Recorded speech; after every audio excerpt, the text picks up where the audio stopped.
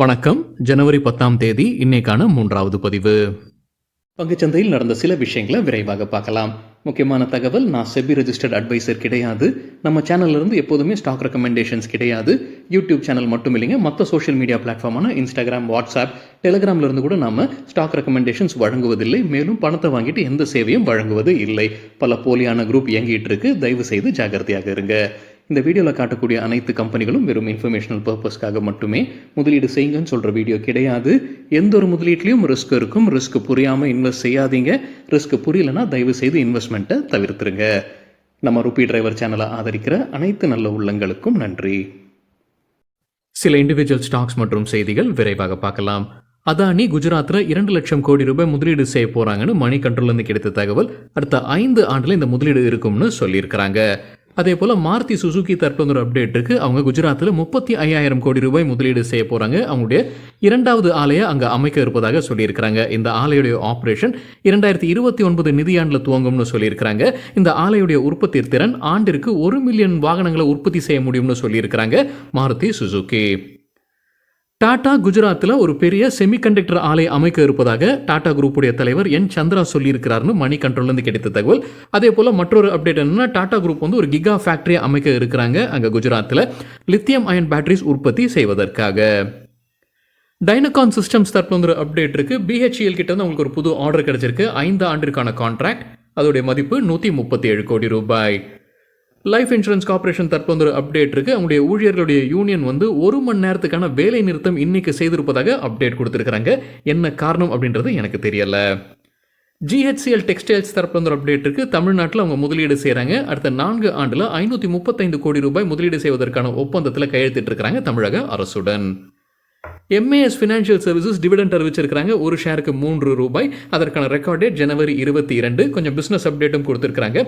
Asset under management ஒரு புது மைல்கல்லை எட்டியிருப்பதாக சொல்லியிருக்காங்க. 10,000 கோடி ரூபாயை கடந்திருக்கு கன்சாலிடேட்டட் பேசிஸ்ல. இந்திரபிரஸ்தா கேஸ் கம்பெனியுடைய ஷேர்ஸ்க்கு UBS ரேட்டிங்கை டவுன்கிரேட் பண்ணியிருக்கிறாங்க. முன்ன பை ரேட்டிங் இருந்திருக்கு, இப்போ டவுன்கிரேடுக்கு பிறகு செல் ரேட்டிங்காக மாற்றிருக்கிறாங்க. டார்கெட் ப்ரைஸையும் குறைச்சிருக்கிறாங்க. முன்ன அவங்க சொல்லியிருந்தது 630 ரூபாய், இப்போ 400 ரூபாயாக குறைச்சிருக்கிறாங்க. தற்போதைய லெவலில் இருந்து மேலும் 5% விழுவதற்கான வாய்ப்பு இருக்குன்னு கருதுறாங்க. இந்திரபிரஸ்தா கேஸ் போன்ற ஸ்டாக்ஸ் கொஞ்ச நாட்டிலே ஃபோக்கஸில் இருக்கிறாங்க. எப்போ டெல்லி அரசு அவங்களுடைய எலக்ட்ரிக் வெஹிக்கிள் பாலிசியை அறிவிச்சாங்களோ அப்போலேருந்து இந்திரபிரஸ்தா கேஸ் போன்ற ஸ்டாக்ஸ் ஃபோக்கஸில் இருந்துகிட்டு இருக்கிறாங்க. ஹெரிட்டேஜ் ஃபுட்ஸ் அவங்களுடைய குவார்ட்டர்லி ரிசல்ட் ஜனவரி 29ஆம் தேதி வெளியிட போகிறதாக அப்டேட் கொடுத்துருக்காங்க. இவாக் ரெமடிஸ் லிமிடெட் தற்போது அப்டேட் இருக்குது. அவங்களுக்கு யூஎஸ்ஏலேருந்து ஒரு எக்ஸ்போர்ட் ஆர்டர் கிடச்சிருக்கு. அதோடைய மதிப்பு 136 கோடி ரூபாய். யார்கிட்ட இருந்து? மார்லெக்ஸ் ஃபார்மான்ற நிறுவனத்துக்கிட்ட கிடைச்சிருக்குன்னு சொல்லியிருக்கிறாங்க இவாக் ரெமடிஸ் லிமிடெட். டேன்லா பிளாட்ஃபார்ம்ஸ் தற்போது அப்டேட் இருக்குது. இந்தியாவில் இருக்கக்கூடிய ஒரு வங்கியுடன் ஒரு ஒப்பந்தத்தில் வந்திருக்கிறாங்க. எதற்காக? அவங்களுடைய வைஸ்லி ATPக்காகன்னு சொல்லியிருக்கிறாங்க டேன்லா பிளாட்ஃபார்ம்ஸ். eastmytrip.com தற்போது அப்டேட் இருக்கு. அவங்க இன்சூரன்ஸ் செக்டரில் நுழைவதாக அப்டேட் கொடுத்துருக்காங்க. அதற்காக ஒரு சப்சிடரி நிறுவனத்தை உருவாக்குறாங்க. eastmytrip இன்சூரன்ஸ் புரோக்கர் பிரைவேட் லிமிடெட்ன்ற பேரில் அவங்க கொண்டு வருவதாக சொல்லியிருக்கிறாங்க eastmytrip.com.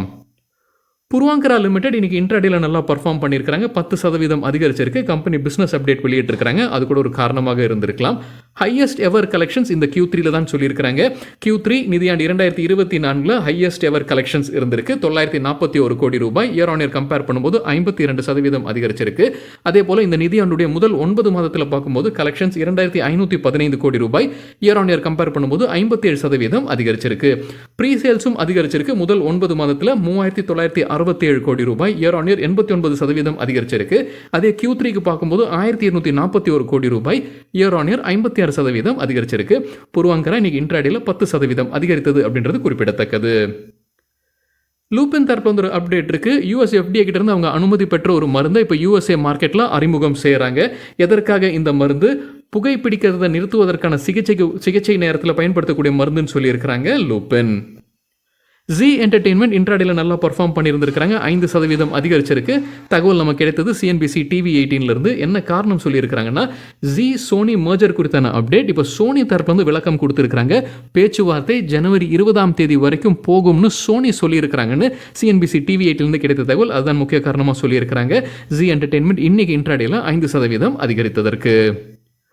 மணப்புரம் ஃபினான்ஸ் குறித்து மணி கண்ட்ரோல்லேருந்து கிடைத்த ஒரு தகவல். மணப்புரம் ஃபினான்ஸ் இன்னைக்கு இன்ட்ராடேல கிட்டத்தட்ட 8% வீழ்ச்சியாக பார்த்துருக்கு. என்ன காரணம்? மணி கண்ட்ரோலில் சொல்லியிருக்கிறாங்க. செபி வந்து ஆஷிர்வாத் மைக்ரோ ஃபினான்ஸுடைய ஐபிஓவை இப்போதைக்கு நிறுத்தி வைத்திருக்கிறாங்க. ஆஷிர்வாத் மைக்ரோ ஃபினான்ஸ் கம்பெனி வந்து மணப்புரம் ஃபினான்ஸுடைய மற்றொரு நிறுவனம். அதோடைய ஐபிஓக்காக அவங்க டிராஃப்ட் ரெட் ஹெரிங் ப்ராஸ்பெக்டஸ் தாக்கல் செய்திருக்கிறாங்க செபி கிட்ட. இப்போ செபி இப்போதைக்கு நிறுத்தி வைத்திருக்கிறாங்க. அது என்ன காரணம் அப்படின்றது சரியா சொல்லுங்க. இந்த ஐபிஓ வழியாக 1500 கோடி ரூபாய் ஃபண்ட் ரைசிங் பண்ணுவதற்கான முயற்சி அக்டோபர் மாதத்தில் அவங்க டிராஃப்ட் ரெட் ஹெரிங் ப்ராஸ்பெக்டஸ் தாக்கல் செய்திருந்தாங்க. மணப்புரம் முதல் முறையா ஆஷிர்வாதில் எப்போ முதலீடு செய்திருந்தாங்கன்னா 2015 ஆண்டு பிப்ரவரி மாதத்தில் 71% ஸ்டேக் வாங்கியிருந்தாங்க.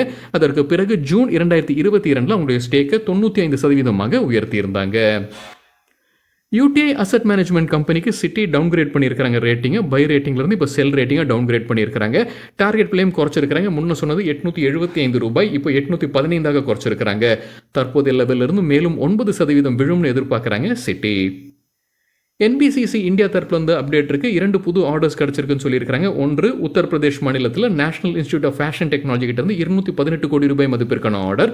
மற்றொன்று ஹரியானா மாநிலத்திலிருந்து department of medical education and research கிட்ட இருந்து ₹134 கோடி மதிப்பிற்கான ஆர்டர். வேதாந்தா இன்னைக்கு இன்ட்ராடேல 3% விழுந்திருக்குன்னு எக்கனாமிக் டைம்ஸ்ல தகவல் சொல்லியிருக்காங்க. அதற்கு காரணம் என்ன சொல்லியிருக்காங்க? மூடிஸ் டவுன்கிரேட் பண்ணியிருக்காங்க ரேட்டிங். இந்த செய்தி இன்னைக்கு காலையில் வீடியோவில் நம்ம பார்த்துருந்தோங்க. அதுதான் முக்கிய காரணமாக எக்கனாமிக் டைம்ஸ்ல சொல்லியிருக்காங்க வேதாந்தா விழுவதற்கு இன்ட்ராடேல. ஸ்பைஸ் ஜெட் இன்ட்ராடேல 5% அதிகரிச்சிருக்குன்னு எக்கனாமிக் டைம்ஸில் தகவல் சொல்லியிருக்கிறாங்க. என்ன காரணம் அவங்க குறிப்பிட்டிருக்கிறாங்கன்னா, கார்லைல் ஏவியேஷன் பார்ட்னர்ஸ் ஸ்பைஸ் ஜெட்டில் மேலும் ஸ்டேக் வாங்குவதற்கான வாய்ப்பு உள்ளதாக சொல்லியிருக்கிறாங்க. அவங்க ஆல்ரெடி ஷேர்ஸ் வைத்திருக்கிறாங்க. மேலும் ஆர்வம் காட்டுறாங்க அவங்க ஷேர்ஸை வாங்குவதற்கு. அது ஒரு காரணமாக சொல்லியிருக்கிறாங்க எக்கனாமிக் டைம்ஸில். இன்னைக்கு ஸ்பைஸ் ஜெட் 5% இன்ட்ராடேல அதிகரித்ததற்கு.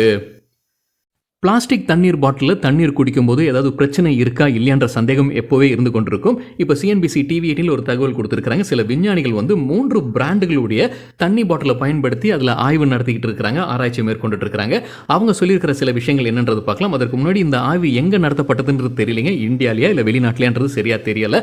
அதே போல் எந்த பிராண்டுடைய பாட்டில்ஸை பயன்படுத்தினாங்க அந்த பெயரும் அவங்க வெளியிடலை. அவங்க சொல்லியிருக்கிறது என்னன்னா, அவங்க கண்டிருந்து இருப்பது நானோ பிளாஸ்டிக்ஸ்ன்ற விஷயங்கள் உள்ள இருப்பதாக சொல்லியிருக்கிறாங்க. அதோட சைஸ் ரொம்ப குறைவாக இருக்குது. அதனால் இப்போதைக்கு அதை நானோ பிளாஸ்டிக்ஸ்னு சொல்லியிருக்கிறாங்க.